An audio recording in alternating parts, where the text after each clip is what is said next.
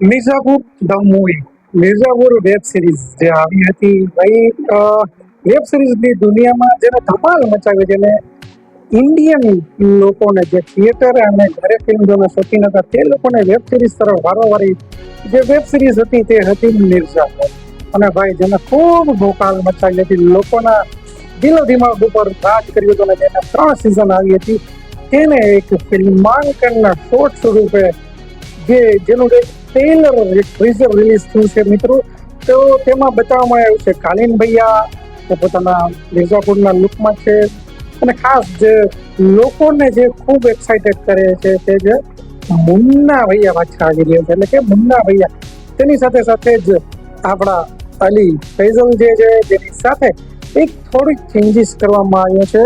જીતેન્દ્ર કુમારને લેવામાં આવ્યા છે આપણા વિક્રમ મેસીની જગ્યાએ. એની સાથે રવિ કિશનનો પણ એક સ્ટ્રોંગ રોલ એમાં આપવામાં આવ્યો છે, અને એ પણ ડેન્જર રોલ છે.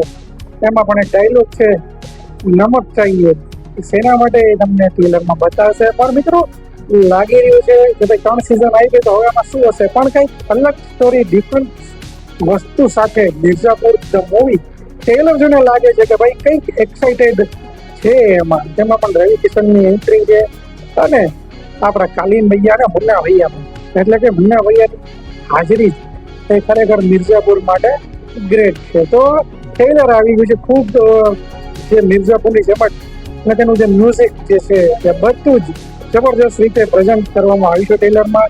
બધા જ લોકો તે છે એક ચેન્જીસ છોડીને બાકી બધું જ સેમ, જે મારધાર સેમ, જે સ્ટોરીની કંઈક શું સ્ટોરી છે એક જોવાનું રહે છે. તો જોઈએ કે મિર્ઝાપુર વેબ સિરીઝ જેવો ધમાલ મચાવે છે નહીં. મને તો ભાઈ ખૂબ મજા આવી છે તેનું ટ્રેલર જોઈને. તમને કેવું લાગ્યું એ કોમેન્ટ કરીને જણાવજો. તમારા વિડીયો જો તમને ગમતા હોય તો અન્ય લોકોને બી શેર કરજો, તો ચેનલને સબસ્ક્રાઈબ કરજો. મળી સૌ સાથે ત્યાં સુધી કલ્પેશ ભદ્રીના તમને ભારત માતા કી જય, વંદે માતરમ.